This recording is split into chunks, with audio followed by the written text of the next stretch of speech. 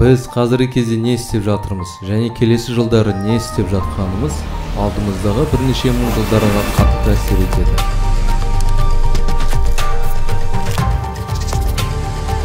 Қазіргі адамзаттың күйі өзгеріске ұшырап жатыр, және де тез өзгеріп жатыр.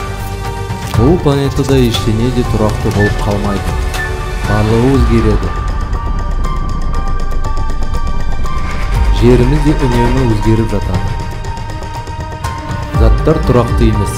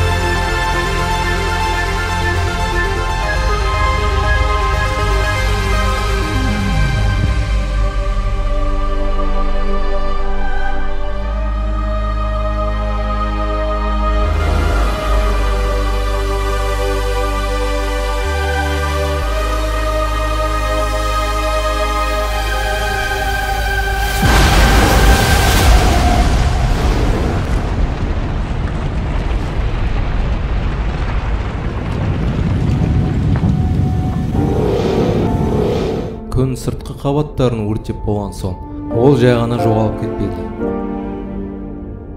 Оның ішкі ядросы сығыла бастады. Соның салдарынан температурасы көтеріліп, сыртқы қабаттарын күрт өсуіне әкеліп соғады.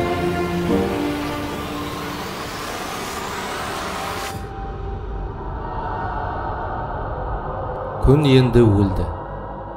Ғарыштың төменгі температураларында ол өте баяу салқындайтын жағдайда қалды.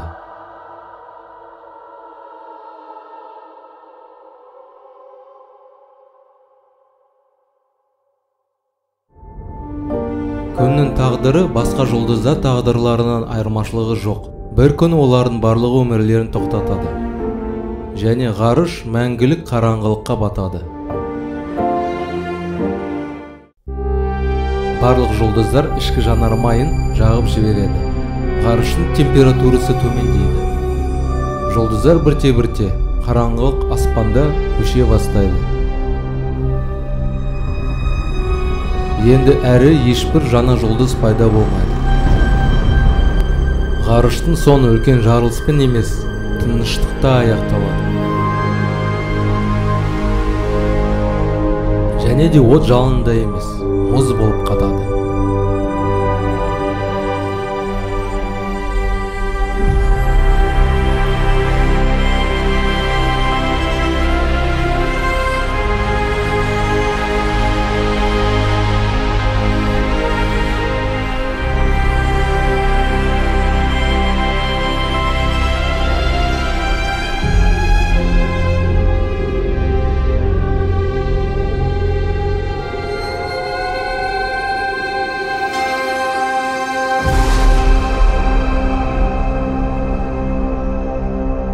Жануға отын қалмағандықтан, ақ ергежейлінің әлсіз жарығы оның соңғы қалдық жылуынан пайда болады.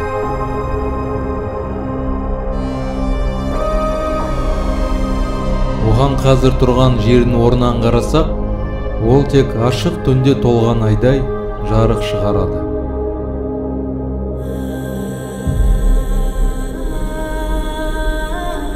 Ақ ергежейлінің әлсіз жарқырауы өлген жұлдыздар мен қара құрымдарға толы бос және қараңғы ғаламдағы жалғыз жарық көзі болып қалады.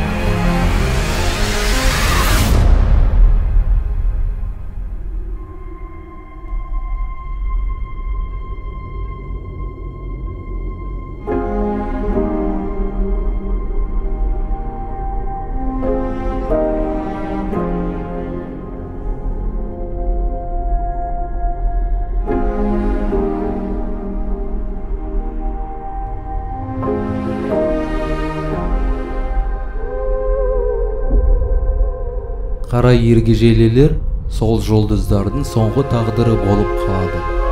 Ақ ергежейлілер соншалықты суық болып кеткендіктен, олар әрен дегенде жылу немесе жарық шығарады. Қара ергежейлілер жұлдыздар күлінен сәл ғана артық болып келетін, атомдары гравитацияның әсерінен сығылып, біздің жұлдыздан миллион есе тығыз болып келетін материяның бір түрі.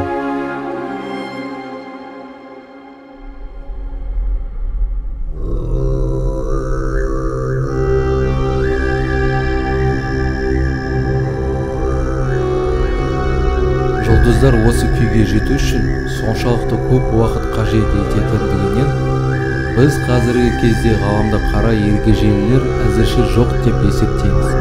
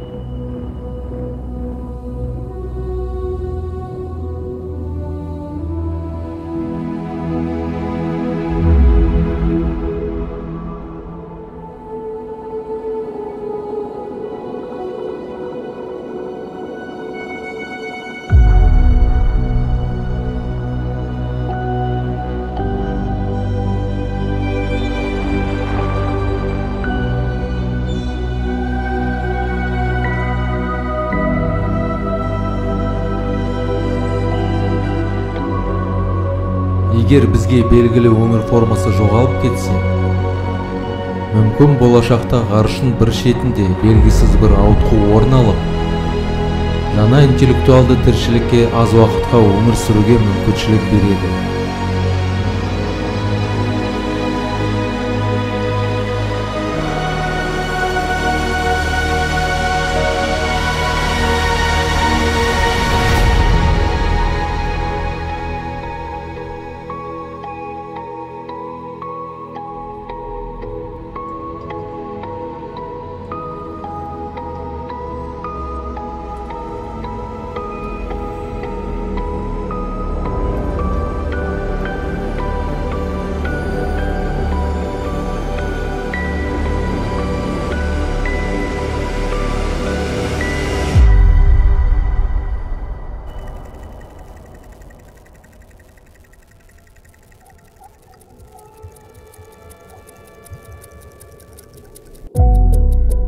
Протон бізді құрайтын атом материясының негізін қалайтын бөлшектердің бірі.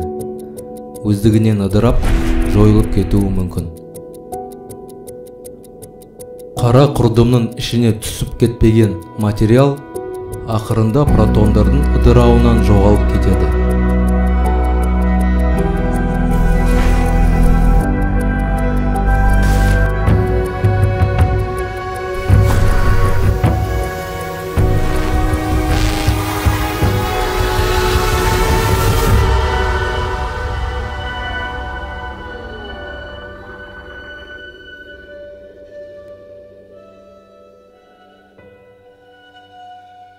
Қара ергежейлілер ішіндегі материя, ғаламдағы соңғы материя, ақыр аяғында ыдырап, буланып кетеді де, радиация сәулелерін шашырап, орнына ештеңе қалдырмай жойылады.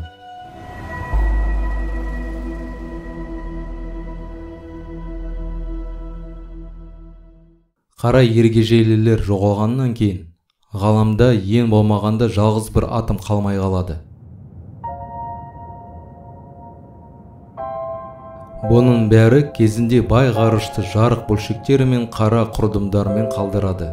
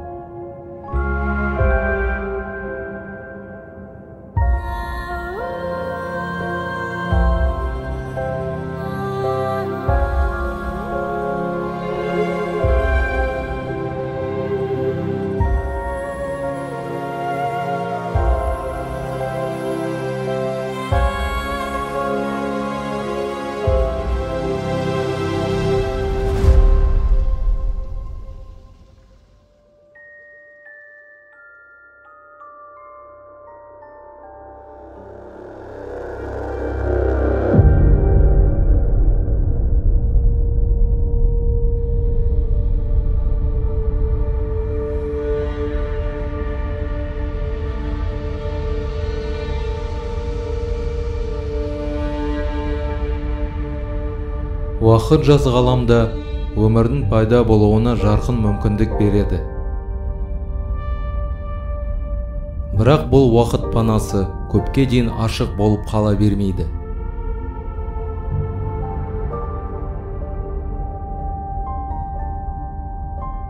Бізге танымал тіршілік түрі ғаламның туылғаннан бастап соңғы қара құрдымның боланып кетуіне дейін уақыттың 1000 миллиардтың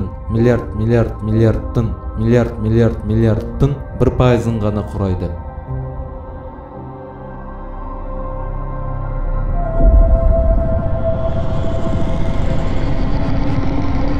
Қара құрдымдар ғаламның негізгі және жалғыз құрылыс материалдары болып қалады.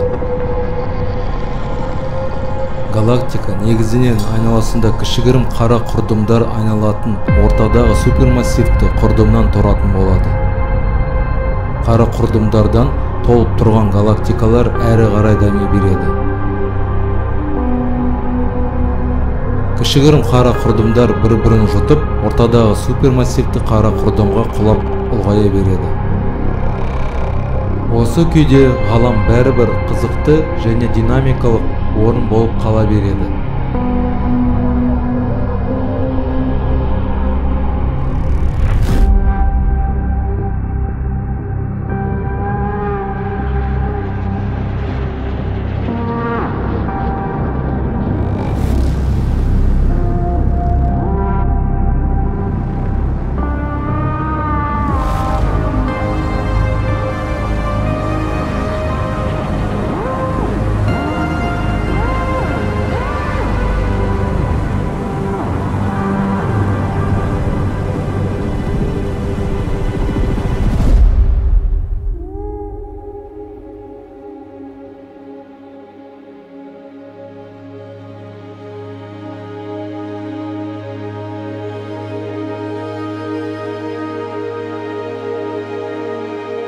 Бірге ұзақ өмір сүрген екі қара құрдымды елестетіп көрейік. Өмірінің сонында олар бір-бірін айналып, өз арттарынан ғалам кеңістігінде үлкен гравитациялық толқындар қалдырады.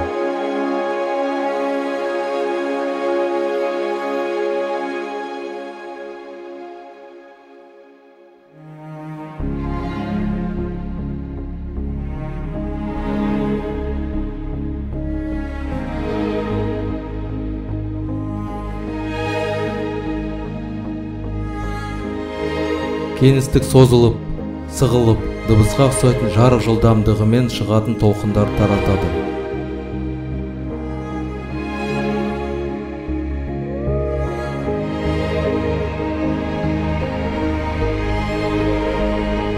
Бұл қара құрдымдар біріккеннен кейін кеңістікте қайтып тыныштық орнайды.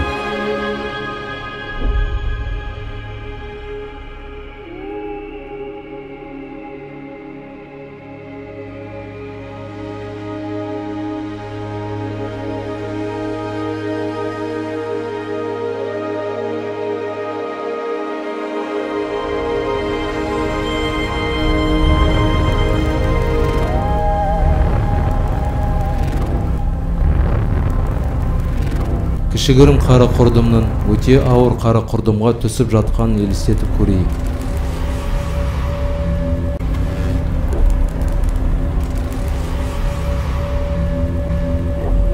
Сіз естіп тұрған дыбыстың өзгеруі, кішігірім қара құрдымның құлауға дейінгі соңғы сәттері.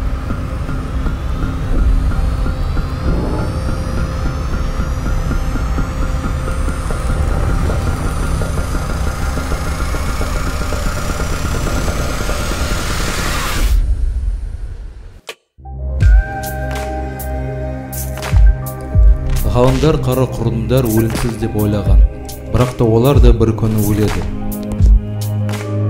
Енді біз болашақтағы елестетуге болмайтын квадриллион жылдар туралы айтып жатырмыз.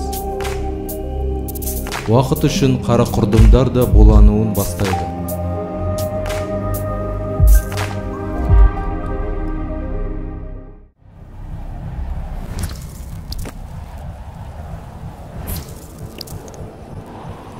Кванттық механика бойынша кеңістік виртуал бөлшектер мен антибөлшектерге толы. және де олар тоқтаусыз жұп болып ештеңеден пайда болып, бір-бірінен бөлініп, қайтадан бірігіп, бір-бірін жойып отырады.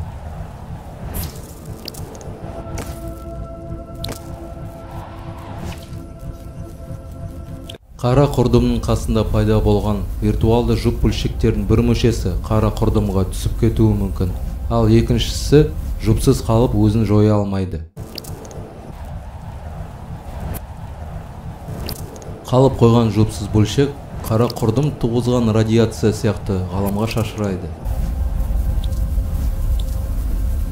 Сонымен қара құрдымдар да мәңгі емес.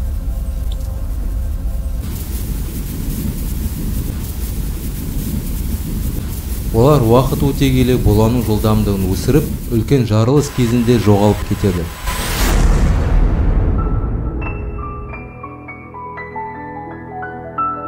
Кванттық механика радиация мен бөлшектерге қара құрдым деген түрмеден қашып кетуге мүмкіндік береді.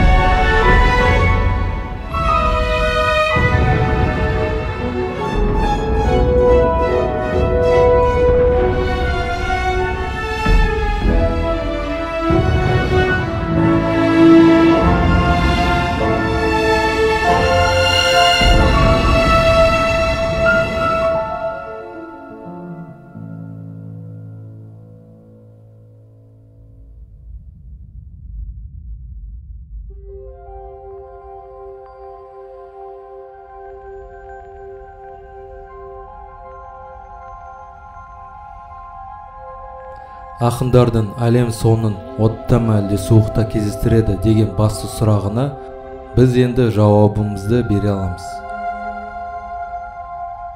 Соңғы дәлелдерге сүйенсек, ғалам кеңею жылдамдығы бәсеңдемейтіні және керісінше тездейтінін көрсетеді.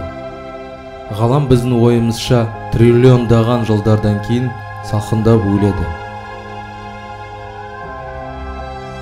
Бос кеңістіктің өзінде энергия бар. Кеңістіктің әрбір текше сантиметрінде ішінде кез келген заттар, материя, радиация бар ма, әлде жоқ па? Сол кішкентай кеңістіктің ішінде энергия бар. Және де бұл энергия Эйнштейннің айтуы бойынша ғаламды итереді және кеңейтеді. Ғаламды үдеумен үлкейтетін бұл қандай таңғаларлық күш. Біз оны қараңғы энергия деп атаймыз. Бұл нәрсе ғаламның материя энергиясының 3/4 бөлігін алып жатыр және біз оның не екенін білмейміз.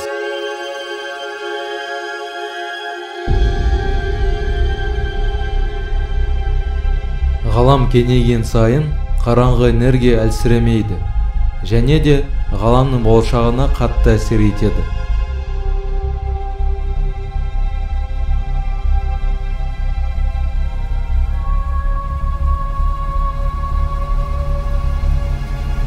Егер қараңғы энергия басым болып қала берсе, ғалам мәңгіге кеңейе береді.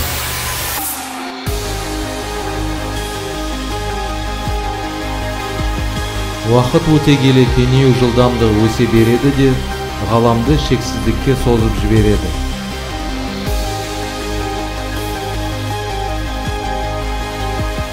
Ғалам энергиясының 70% бос кеңістікте орналасқан.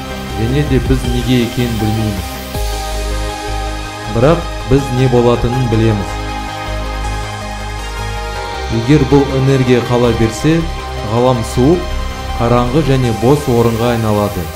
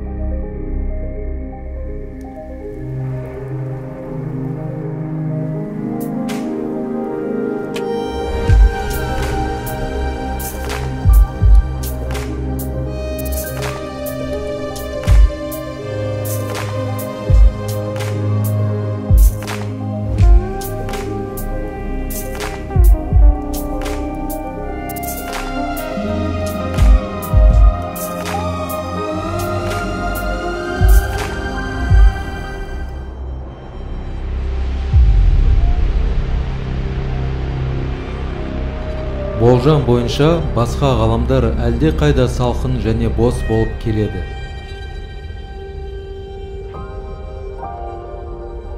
Бирок будан бир сурак туындайды. Галамдын сону жана бастамага әкелүү мүмкүн бе?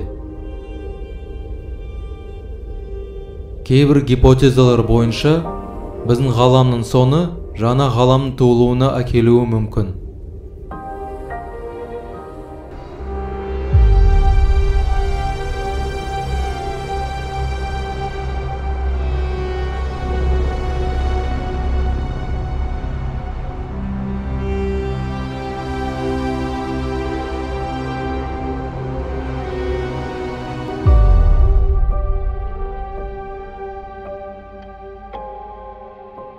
Математиканын теңдеулері боюнча бір нүктеде өте үлкен энергиясы бар атомдарды соқтыратын құрылғы бар болса, онда мүмкін біз нәресте ғаламын аша аламыз.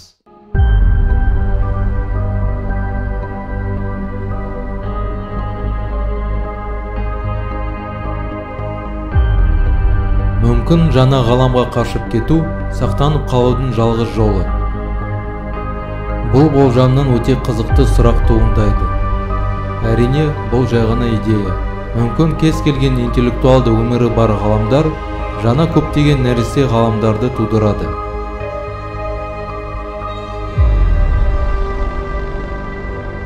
Демек, ғаламдар арасында да эволюция жүруі мүмкін, яғни мультиәлем ішінде. Ондай жерде тек тірі қалуға шамасы келетін ғаламдар қалады. Интеллектуалды өмірі жоқ ғаламдар нәресте ғаламдарды әкеле алмайды. Жұмсақ температурасы бар жұлдыздары біздің күнге ұқсайтын ғаламдарда интеллектуалды өркениеттер пайда болып, жаңа нәресте ғаламдарды аша бастайды. Яғни, сол ғаламдар өсіп өнеді.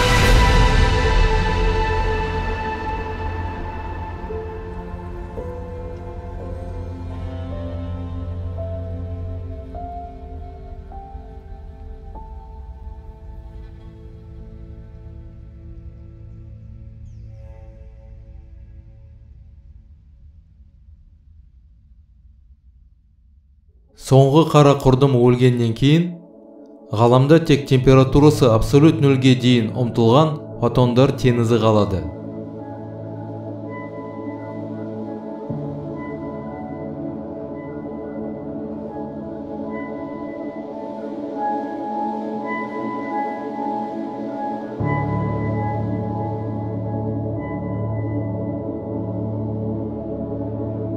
Ғаламның кез келген нүктесінде температурасы бірдей шамасына жеткенде, ғаламның тарихы бітті деп санауға болады. Өмірінде бірінші рет ғалам тұрақты және өзгермейтін болады. Яғни ғарыш бұдан әрі ретсіз бола алмайды. Енді уақыт мағынасын жоғалтады. Ешбір оқиға пайда болмайды, ештеңе де болмайды. Мәңгілікке.